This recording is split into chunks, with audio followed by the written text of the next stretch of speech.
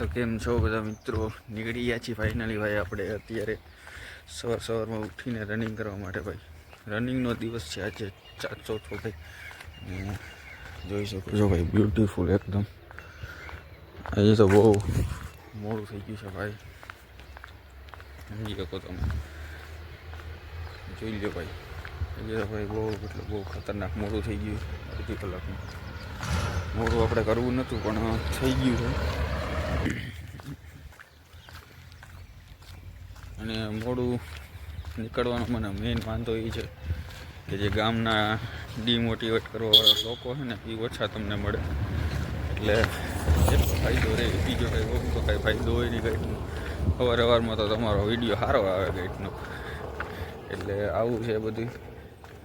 બાકી ભાઈ આવું છે બધું. સવારમાં રનિંગ કરવામાં મજા આવે. મને ભાઈ હાલવું ગમે. હું રનિંગ કરવામાં ઓછું થયું, કારણ કે ખોટો હા ચડે ને પછી વિડીયા ના બને. એની કરતાં તો ભાઈ આવી રીતના નિરાતે હાલવું જ સારું. પણ હાલવું એ જરૂરી છે, સવારમાં ઉઠવું એ જરૂરી છે. એટલે આવું બધું છે. બાકી જો સવારમાં નીકળશે વેચાય લોકો જોતા જો છે. કોઈ વસ્તુ કોઈ કામ જ નથી. અહીંયા એક છે મારે રામજી બાપાની વાડી. આવું છે. બાકી જો કાલે તો ભાઈ સવારે ઉઠાણું હતું ભાઈ, ખોટું કહેવાય. એવું એક બ્લોગ બનાવો તો મેં કીધું બ્લોગ બનાવો તો છે, પણ મેં હાલવું છે, પણ મેં ઉઠાય એમ છે નહીં કેપેસિટી. કારણ કે સાઈડ ઉપર ગયા હતા, સગાઈમાં ગયા. સગાઈમાંથી આવીને ભાઈ મમ્મી પપ્પા બહાર ગયા હતા, એટલે ટાઈમ કોઈ જતનો હતો નહીં. એટલે પછી વિચાર એવો આવ્યો કે ભાઈ હવે છે ને કોને રાતે પાછું ભાઈ મંચુરિયન લેવા પાછળ બાજુના ગામ દેવકીમાં ગયા હતા, તમને બતાવ્યું હતું. પછી ત્યાંથી પછી આવ્યા અને બહુ જાજુ બધું ભાઈ હતું, એટલે પછી આપણે સૂઈ ગયા ભાઈ. અને પછી સવારમાં ઉઠાણું નહીં, એટલે આવું બધી લોચા લાપચી હતી. બાકી કામ તો તમે સમજી શકો કે કામ તો કરવું જ પડે એમ છે. મારે નહીં તો તમારે, બાકી કામ તો કરવાનું છે. કામ વિના છૂટકો જ નથી ભાઈ, સમજી શકો તમે. સવારમાં ઉઠીને ગમે એ કામ કરવું પડશે. તમને એવું લાગે કે કામ કર્યા વગર છૂટકો જ નથી. તમને એમ લાગે છે ભાઈ કે તમે જે પરિસ્થિતિમાં અટવાયેલા હો ને એના લીધે તમે કામ નથી કરી શકતા. એવું નથી. તમે ખુદમાં એવું મનમાં ધારી લીધું કે એ પરિસ્થિતિના લીધે તમે કામ નથી કરી શકતા. હકીકત એ છે કે તમે કામ કરવા નથી માગતા. એટલે તમે બહુ ભોળા છો. એ પરિસ્થિતિમાંથી બહાર નીકળી અને કામ કરતા શીખો. બાકી દુનિયા તો તમને અટવાડવામાં જ છે, એટલે અટવાવાનું રહેવા દો અને પરિસ્થિતિમાંથી બહાર નીકળીને કામ કરવાનું ચાલુ કરો. પછી અધરવાઇઝ ગમે એ હોય, ગમે તે એક્સવાઇઝેડ ગમે તે ફીલ્ડ. બાકી તો જો અમારે તો અહીંયા ગામનો નજારો આવો છે ભાઈ. આજની કેમેરા ક્વોલિટી થોડીક બદલી ગઈ છે, કારણ કે અત્યારે છે સેમસંગનો ફોન, અને આમાં કેમેરા ક્વોલિટી બહુ સારી છે ભાઈ, મને ખબર ત્યાં સુધી. જે પણ ભાઈઓને ભાઈ બ્લોગ બનાવવો છે, કે વિચારતા હોય કે ભાઈ બ્લોગ બનાવો, તો ભાઈ સાચું કહું ને તો તમારે બ્લોગ બનાવવો હોય ને તો ડેલીનો એક રૂટિન ફિક્સ કરો કે ભાઈ હું એટલું આમ માનો કે હું ફલાણું લોકરું ઢીકડું કામ કરું છું, બરાબર. તો એમાંથી તમારે કાયમની 5-10 મિનિટ જે તમારાથી થાય ને એ 5 થી 10 મિનિટ તમે એને આપી દો, અને કાયમ 10 મિનિટ તમારે આપવાની છે. ખાલી એટલું રૂટિન ફિક્સ કરી નાખો. એટલે આટલું જ કરવાનું છે તમારે.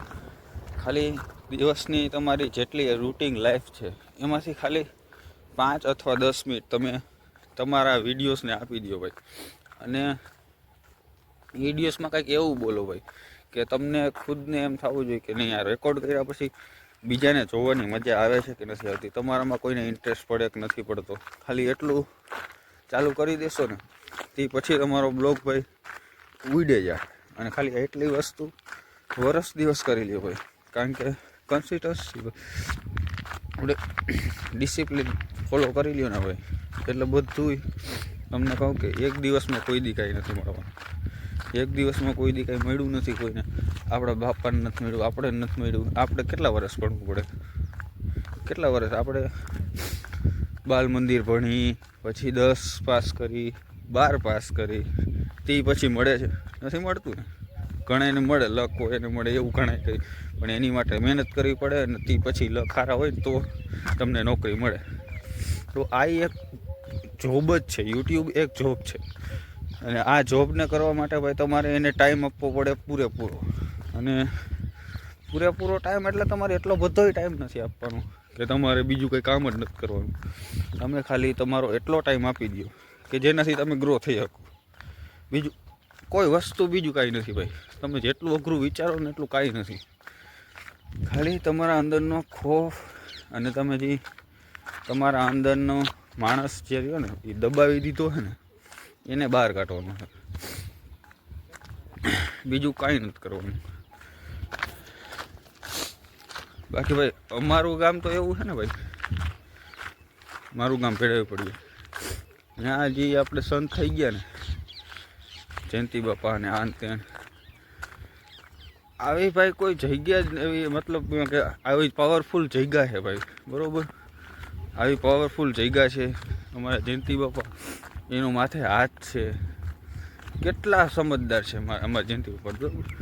તોય ઘણા અમારા ગામના જ લોકો છે એ સ્ટાર્ટ નથી કરી શકતા. પણ એનું એક વાઇબ્રેશન છે ને, એને જેટલું બોલે છે, જેટલું કરે છે, એ બધું કરવાની તેવડ ભાઈ છે ને મારામાં છે ને. એટલે જ આ પાછળથી ગાડીઓ સામેથી આવેલી આવે ને એને જોઈને મને છે ને હું ડિસઅપોઇન્ટ નથી થતો, મતલબ કે ડિસ્ટ્રેક્ટ નથી થતો. પણ કારણ કે એની વાઇબ્રેશન, એની જે વાત કરવાની મતલબ જે સમજાવવા માગે છે ને એ બધું મારા મગજમાં ઘડી ગયું છે. અને મારામાં ડરખો પૂરો થઈ ગયો.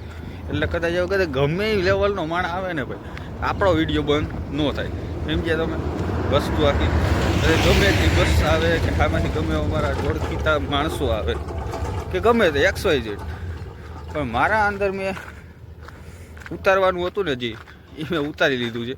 એટલે હવે કદાચ ગમે એ થાય ને ભાઈ તો એ આપણો વિડીયો બંધ ન થાય.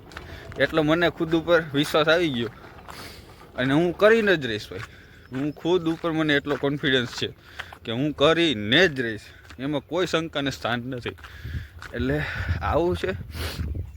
રનિંગ કરીએ છીએ હમણાં, પાછા બેક લઈને હવે જઈશું ઘરે. તે પછી આજે તો કંઈ કામ છે નહીં, કારણ કે આજે સાઈડ ઉપર જવાનું નથી લગભગ તો, કારણ કે અહીંયા પાયાનું નાન તેન ઓલું પેલું બધું કામ હાલે.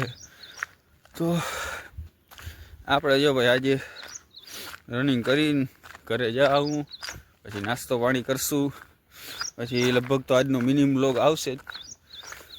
એટલે આવું બધી રૂટિન લાઈફ છે આપણી. અને વિડીયો ભાઈ થોડો ઘણો ગમ્યો હોય તો લાઈક કરતા જજો ને ફોલો કરતા જજો તમારા ભાઈને. મળીએ નેક્સ્ટ વ્લોગમાં.